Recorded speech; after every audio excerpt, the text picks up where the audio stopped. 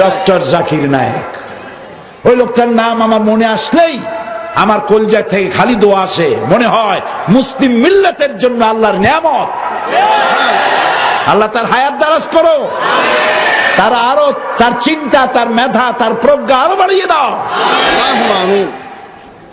তার বক্তৃতা শুনতে কোনো ছাগল পাগল আসে না। তার বক্তৃতা যারা শুনতে আসে মাল্টি ন্যাশনাল পিপল, তার বক্তৃতা শুনতে আসে হাইলি এডুকেটেড পারসন।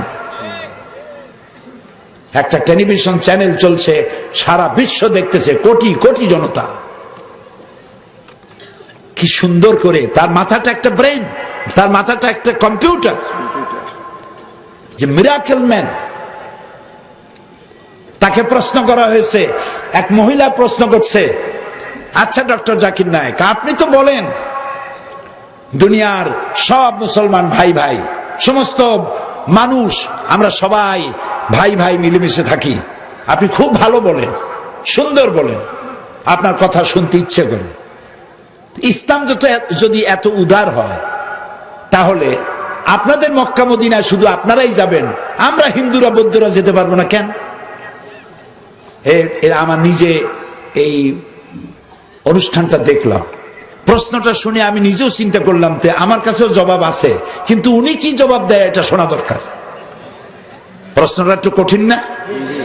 আপনার মক্কা মদিনা, আপনি এত উদার, এত ভালোবাসা সারা মানুষের জন্য, আপনার মক্কা মদিনা খালি আপনি যাবেন আর কেউ যাইতে পারবে না, এটা কেমন কথা? উনি জবাবে বললেন, বোন আপনার বাড়ি কই? বললো ইন্ডিয়া। জন্মস্থান কোথায়? ইন্ডিয়া। আমার বাড়িও ইন্ডিয়া। ডক্টর জাকির নায়েক বলছেন, আমার বাড়িও ইন্ডিয়ায়, আমার জন্মস্থানও ইন্ডিয়ায়। আচ্ছা বোন, আপনি কি জানেন এই ইন্ডিয়ার ভিতরে এমন এমন জায়গা আছে যেখানে আপনিও প্রবেশ করতে পারবেন না, আমিও ঢুকতে পারবো না? কয় না, এরকম কোন জায়গা থাকতেই পারে না। আমার জন্মস্থান, আমার দেশ, আমি কেন যাইতে পারবো না? অবশ্যই যেতে পারবেন না। এরকম জায়গা আছে, ওইটার নাম cantonment.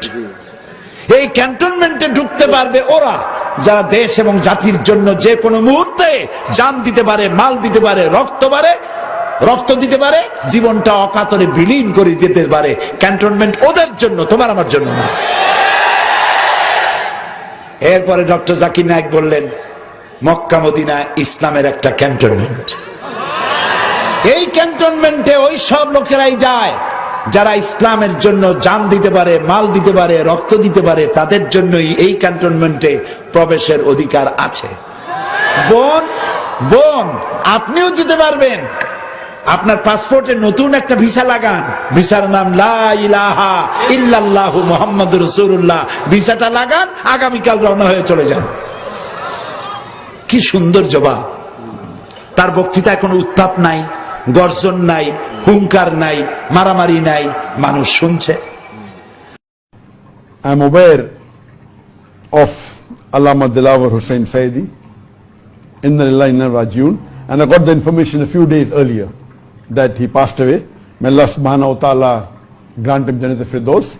May Allah subhanahu wa ta'ala raise his level to the highest level of Jannah. And I am aware that he was one of the popular dais of Bangladesh, and I'm aware that he was arrested many years ago, and he was first given the verdict of to be hanged, and then later there was protest in which many people died, so they changed the verdict from hanging, giving him punishment of death, to life imprisonment. And there are many people in many parts of the world, unfortunately many Muslim countries, that the religious people are being arrested, for political reasons, and one of them was Allama Dilawar Hussain Saidi.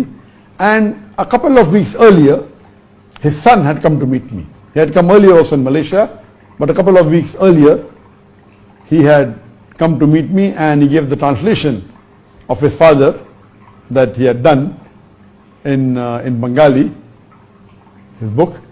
And I told him to convey my salams to him when he meets him.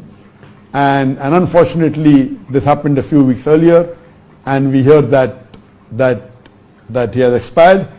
And it's happening that now we see that there are many of the great du'ats and great scholars, they're passing away, and it's a loss to the Muslim Ummah.